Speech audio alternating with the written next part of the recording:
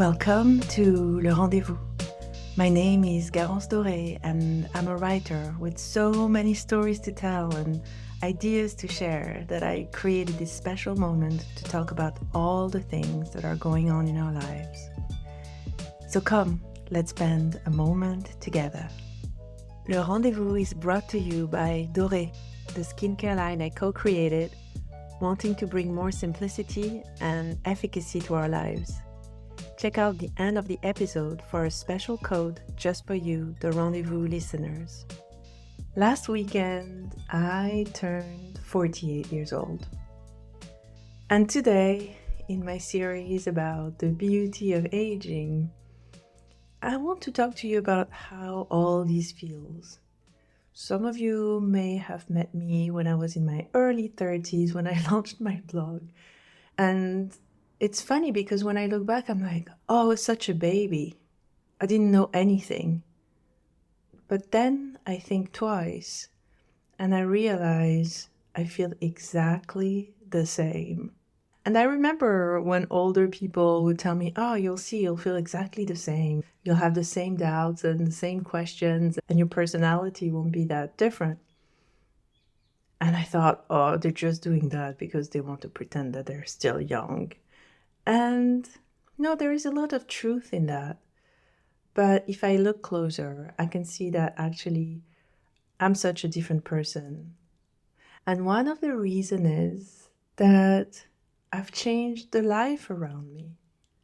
It's actually not so much that I've changed. It's that I've deepened my knowledge of myself and I've made adjustments to my life so that it looks and feels more like I am and more like something that would work for me. And that's the beauty of the wisdom that comes with aging. It's not so much that you'll become a different person. It's that through your experience, you will learn how to make a life that completely works for you. And I think I'm just midway through this. I imagine that when I'm 90, my life will be perfectly and exactly the way that it should be, completely made to measure for my own personality. And that, I think, is something we should all aspire to, because when our life is in flow and in tune with who we are, we're just a better person. We're more patient, we're kinder, we're happier, we're simply more present. I was raised, as most of us, with the idea that there is one way to achieve a good life, one path to follow, and with that one idea of what success looked like, which is, as you know, having enough money, having a family around you, and achieving a certain amount of professional success and independence. But if you're open and if you don't try to control too much, and I was always really crap at controlling things, which is a bit of a curse and a lot of a blessing. Because if you're not fully in control of your life, things will happen that were unpredictable. And that's the most important thing that I've learned. And I learned it around my 30s when, out of frustration, out of not knowing what to do with myself, not having a plan, out of not being able to control my destiny, because trust me, if I had been better at controlling myself, I probably would have finished my studies, gone into becoming a teacher or maybe a diplomat, which is what I was thinking I should be, and that was socially acceptable to be. And I would have gone in that direction. But instead, I was too loose, I was too open, I was too messy. And from my mess, something emerged that I could never have predicted. And if I had stayed too tight and too focused on the plan that was drawn for me because I was good at school and because that was the idea of possibles that were given to me, I would never have become one of the first bloggers ever. I'm not saying that this is the best outcome. I'm not saying that this is the most successful thing and that it's the best career possible. What I'm saying is that it's unique. I mean, at that time, at least, It's new and it corresponded so much to who I was at that time. I let it happen to me because I let life's unpredictability in. And I loved drawing and I loved blogging and I loved taking photos, and I did it the best I could and suddenly created something new. And that is one of the most important wisdoms and things that I hope younger generations would know and would let into their life. It's not about being reckless. It's just about that idea of staying open, because things that you couldn't have planned will happen. So trying to plan your life, to control it, to have a schedule, to try to do everything on time, that sometimes will prevent you from being surprised and encountering your own destiny. I'm always careful, though, to remind even more women than men that we are on a schedule. And completely throwing everything out the window is not the best strategy in life. And that's something that I've learned, that I've seen around me, is that there are things that you can do at a certain age that you won't be able to do later, or not in the same way. Maybe they'll be more difficult, or maybe you won't enjoy them as much. It can be experiencing something as being broke, for example, which I experienced for a number of years when I was in my 20s. It is something that's quite easy to do in your 20s because most people around you that are your age are a little bit in the same boat. And I'm sure that if that would happen to me today, not that it couldn't because life is unpredictable, it would be more painful. I've learned to love my comforts, and I have more needs today than I had when I was 20, which is why I spent a summer hitchhiking dangerously across Europe and probably traveled for 3 weeks with 200 euros in my pocket. Things like that are experiences that are more difficult to reproduce when you're older. There is also the big question for women about having children. We may think that we can push it and push it forever, but I'm getting to the end of my reproductive years and it's a reality. And I think for that reason, it's important to plan a little bit and to know that there are things in life that have their own time and that will have different needs when we're 20 than when we're 50 or 60. There are things that are as simple as, for example, my roommate and I had a dog when we were in our 20s, and it just wasn't really nice for the dog. We were partying all the time. There were always weird people at home. The dog ended up at my best friend's mom, and that's how it happened. So, there are things. Some people can, of course, do whatever they want at whatever age. But I'm just saying it's quite important to think about the things we truly want and to try to see which decade is better to do that. For example, when you're in your 30s, most of your friends will start having serious careers.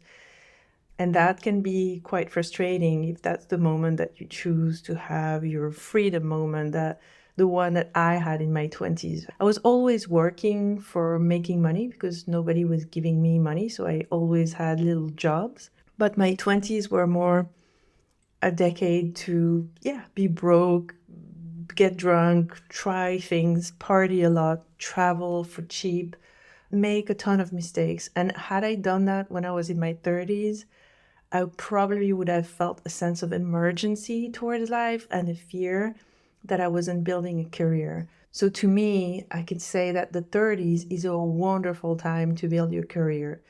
Number one, because you have the energy that it takes to really push yourself up.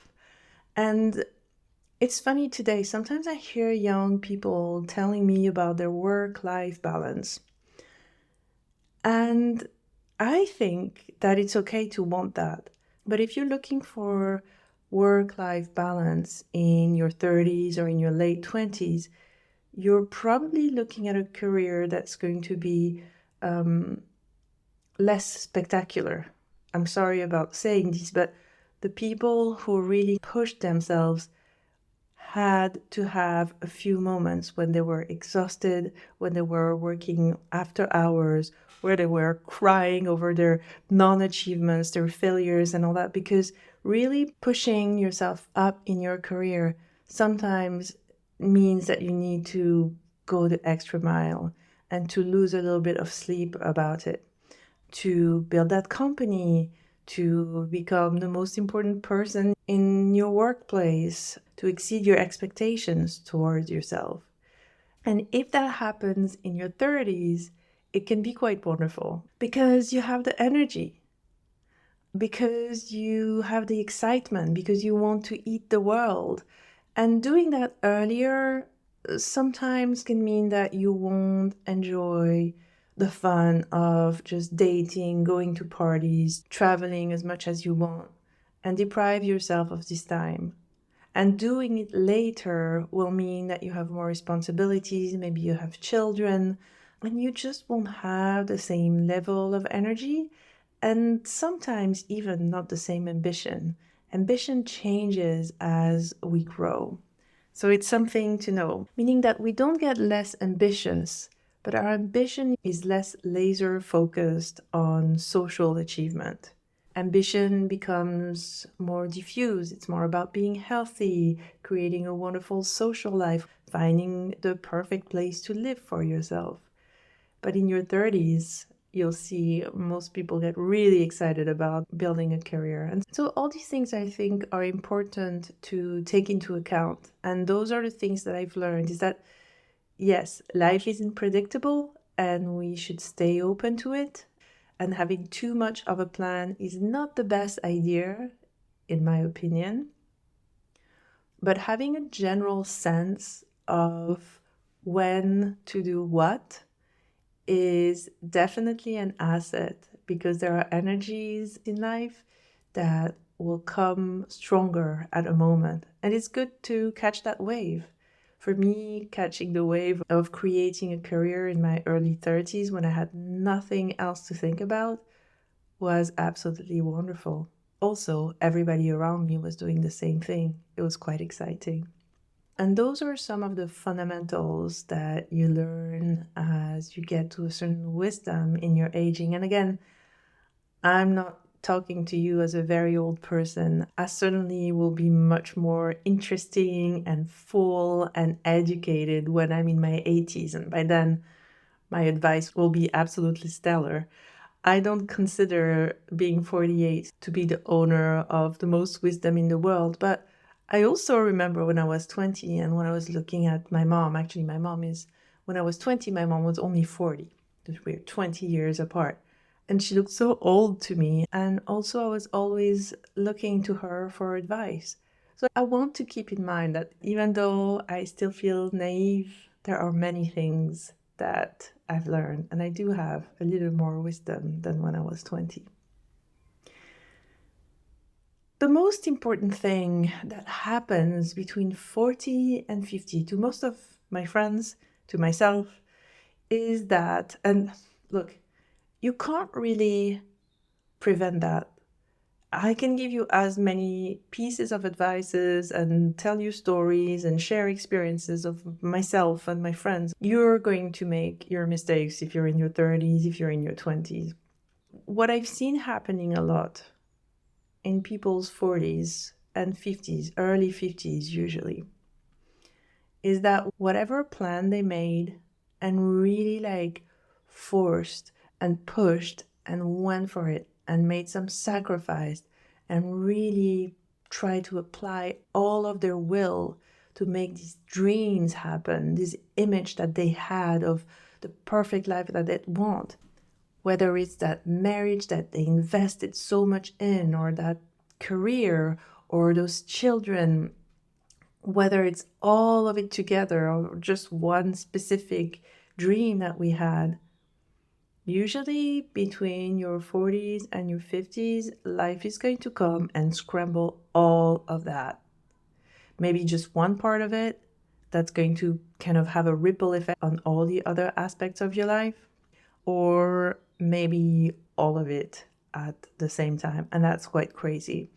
I'm talking about divorces, separations. I'm talking about children not living up to the expectations we had for them. I'm talking also about just children leaving the home after we've made so much space for them that we don't know who we are once they're gone. I'm talking about careers being slashed suddenly for no reason. I feel like there is an energy, something that maybe it's like a Saturn return or something that happens in our 40s that really forces us.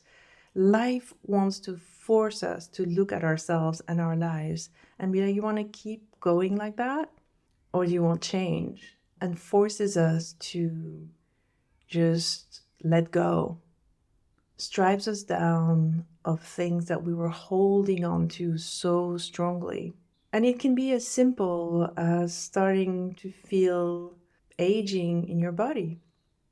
It can be having your first white hair. And I'm thinking of all these women that try to live their life pretending that they're not aging. I see so many people doing that today. And I talked about it in my recent episode about beauty. And you can see that a lot of people are still trying to live in their 50s and in their 60s and 70s the same way that they were in their 20s and 30s. And they almost try to make you believe that they're not affected by the changes.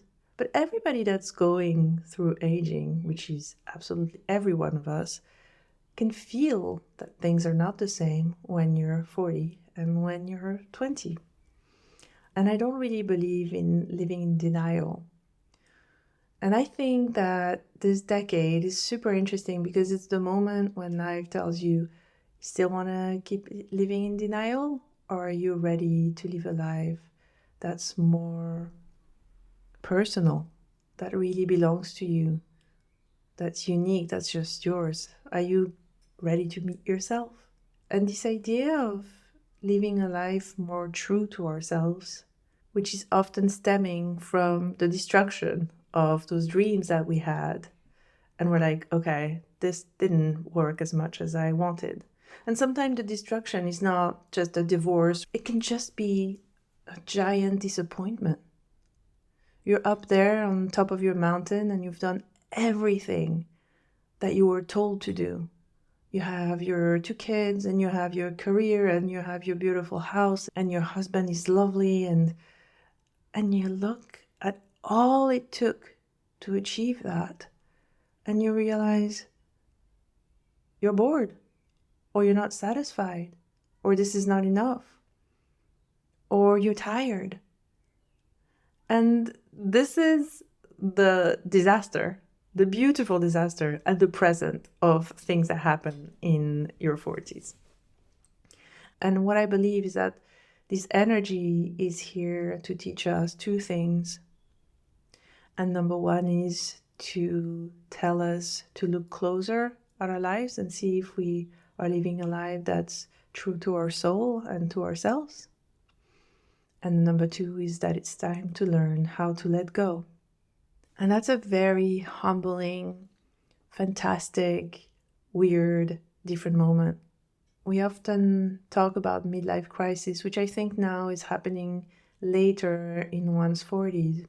And what is so difficult about it is that you have to let go. There are something you'll never be able to do again. And that is so deeply painful, so strong a feeling, so strong a medicine. And at the same time, if you don't take it, you're going to keep living your life like you have a forever future. And that's not a good way to live, because it robs you of the enjoyment of living in the present, of knowing that these days that you have are delicious, that you should live them to their core. And so there is this kind of readjustment and reshuffling of everything you know and of everything that you believed in. And it can be a very traumatic experience and very difficult. And a lot of us have gone through that in many different ways. This breakdown of what we built, whether it's physically or mentally, whether it's the lifestyle that we thought we wanted so much and didn't work for us, or whether it's just admitting to ourselves, oh yeah, I've got wrinkles now. Oh, I get tired more easily. Or I just don't want to do that thing that I could force myself to do before, but I just don't have the patience that it takes anymore. You have to look at yourself in the mirror and say, I have changed. I have changed. I do feel the same, but I have changed. And that is also what is so challenging, because after this interesting, fantastic, depressing, kind of life altering event of this midlife crisis, this sense of a breakdown, we're given a choice.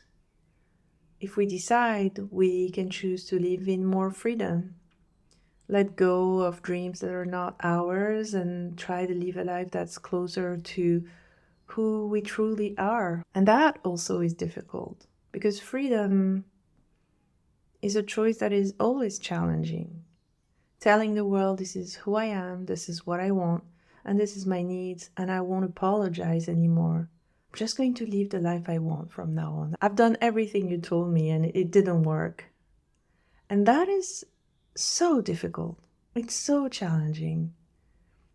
We can also choose that maybe we decide to stay in a marriage that doesn't make us as happy as we'd have wanted, but we find the joy in it.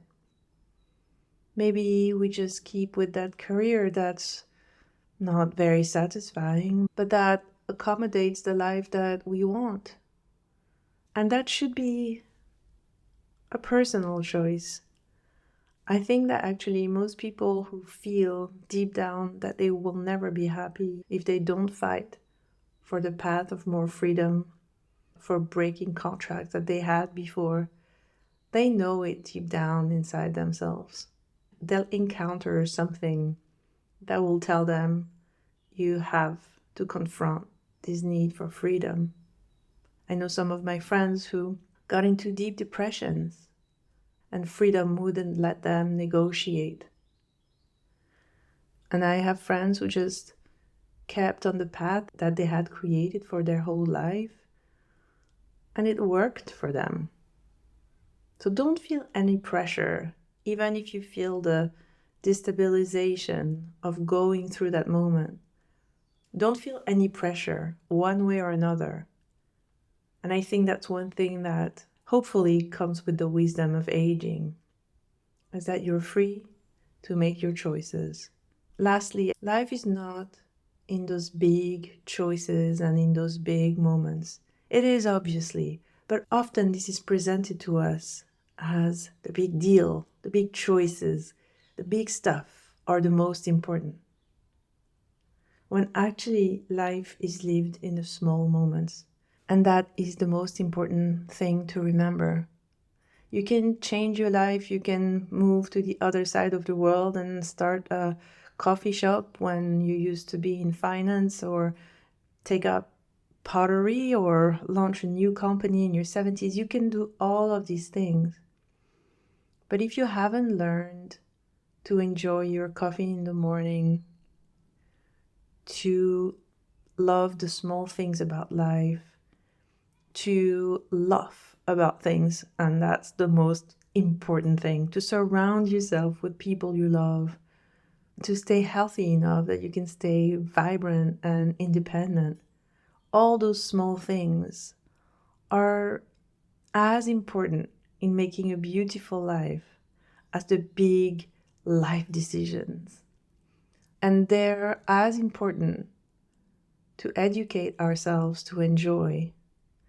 And of course, I'm talking about gratitude, but I'm also talking about sensuality, enjoying being oneself, enjoying a ray of sun, enjoying the place where we are, enjoying our surroundings, enjoying the people around us.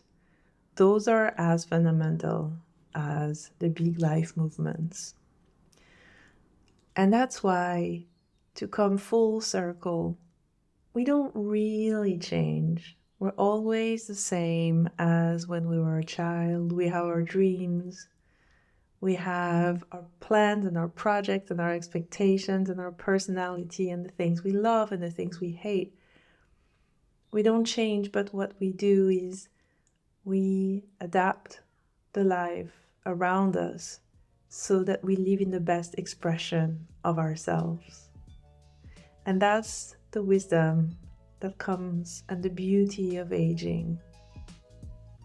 If you can create that slowly, keep going because you're golden. Thank you so much for listening to today's episode. Let me know if you have any questions or if you have subjects that you'd like me to talk about. And until then, have a great week, and I'm sending you love. Le Rendezvous is brought to you by Doré. Doré's latest launch, La Micellaire, is a botanical micellar cleansing water that doesn't require rinsing. Minimize bathroom time and maximize outdoor time with our super simple routine. Use code podcast10 for 10% off your first order. Thank you for listening to Le Rendezvous. If you want to know more about me, find out about my newsletter and my community, find me on Instagram at Garance Doré or at my website at garance.world. And well, if you'd like to find out how to spell that crazy name, just check out the show notes. Until next time, sending you love.